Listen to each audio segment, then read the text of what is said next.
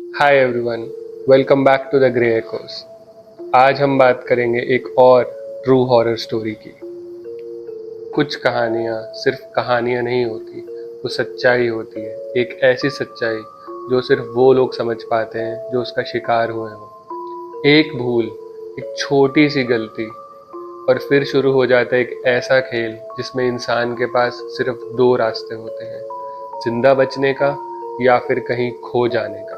ये कहानी है केरला के धोनी हिल्स की। एक घना गहरा जंगल जहाँ पे इंसान से ज्यादा पुरानी आत्माएं रहती हैं। यहाँ के आदिवासी लोग मानते हैं कि यहाँ पे हर पेड़, हर एक पत्थर एक रूह को अपने अंदर समेटे बैठा है। ये रूह कभी शांत होती है और कभी किसी के मौत का बुलावा बन जाती है। एक दिन चार दोस्त अर्जुन, रोशन, प्रणव और विविन जंगल में एक वीकेंड कैंपिंग ट्रिप के लिए निकल पड़े। वो चारों ही एडवेंचर के शौकीन थे।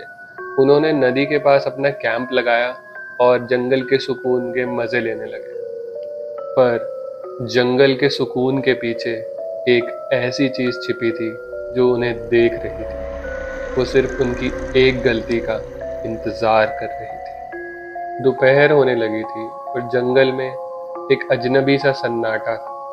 विविन वहां पे एक पेड़ के पास रुका अपनी जरूरत पूरी करने के लिए, लेकिन उसने ध्यान नहीं दिया। उस पेड़ के पीछे एक काली मूर्ति थी जिसका उसको बिल्कुल भी अंदाजा नहीं था कि वो मूर्ति किस चीज की है। ये भगवान की मूर्ति नहीं थी, ये एक बहुत ही भयानक आत्मा का स्थान था। उन्हें एक दूर से आवाज सुनाई दी, अपवित्र जंगल के नियम तोड़ दिए गए हैं। विविन ने उसे इग्नोर किया और वो अपने दोस्तों के पास चला गया। दोस्तों ने नदी में डुबकी लगानी शुरू कर दी थी और सब हंसी मजाक कर रहे थे। लेकिन तभी एक चीख से हवा का रुख बदल गया। सबने देखा कि पानी लाल हो चुका है। प्रणव का पैर एक पत्थर से कट गया था। जख्म गहरा नहीं था, लेकिन खून बहुत ही तेजी से निकल रहा था।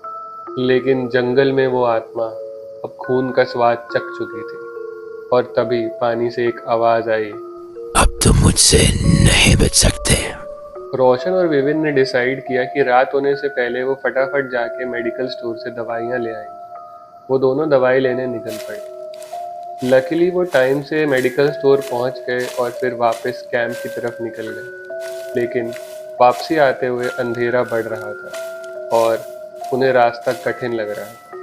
तभी उन्होंने देखा कि दूर एक पहाड़ी पर कैंप फायर जल रही है। उन्हें लगा कि ये उन्हीं के कैंप की फायर होगी और वो उस फायर को फॉलो करने लगे। लेकिन जैसे वो आगे बढ़ते रहे, फायर जितनी दूर पहले थी उतनी दूर ही बनी रही। 1 घंटे तक वो चलते रहे पर आग पास नहीं आई। ऐसे लग रहा था तो उन्हें अपने पास बुला रही है और खुद दूर चलती जा रही है। आओ और आगे आओ। तभी हवा एकदम से रुक गई और जंगल में एक भी आवाज नहीं थी। फिर उन्हें एक हल्की सी आवाज सुनाई दी, तुम कहाँ जा रहे हो? विविन रुका और उसने रोशन से कहा, तूने सुना क्या? रोशन ने कहा, चुप रहे और बस चलते जा।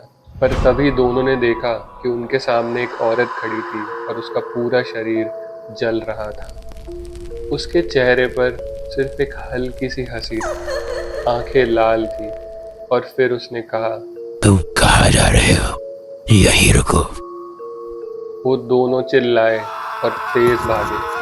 भागते भागते उन्हें पास ही में एक झोपड़ी दिखाई दी। उन्होंने उसका दरवाज़ा खटखटाया और किसी एक बूढ़े इंसान ने दरवाज़ा खोला। उस बूढ़े आदमी ने विविन और रोशन को थोड़ा शांत किया और उनसे पूछा कि क्या हुआ।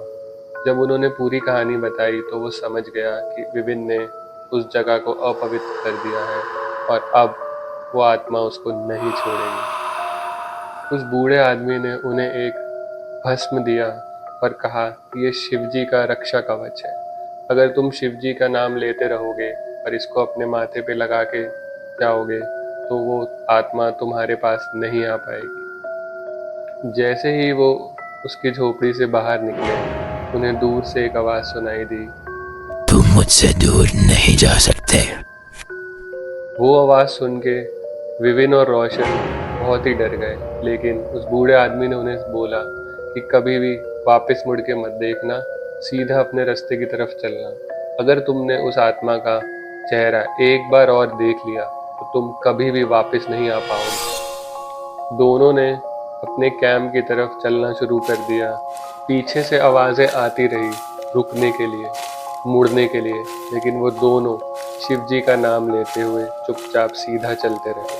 दूर पहाड़ी पर वो आग दिख रही थी और उसके अंदर एक औरत का चेहरा भी दिखाई दे रहा था, लेकिन उन्होंने इस बार ठान लिया था कि वो उसकी तरफ नहीं देखेंगे और चुपचाप अपने रास्ते की तरफ ही चलेंगे। जब वो अपनी कैंप साइट की तरफ पहुंच गए तो उन्होंने एक आखिरी बार मुड़ के उस आग की तरफ देखा और तभी वो आग एकदम से भस्म हो गई और फिर एक हंसती हुई औरत की आवाज़ आई, तुम मुझसे नहीं बच सकते, फिर मिलेंगे।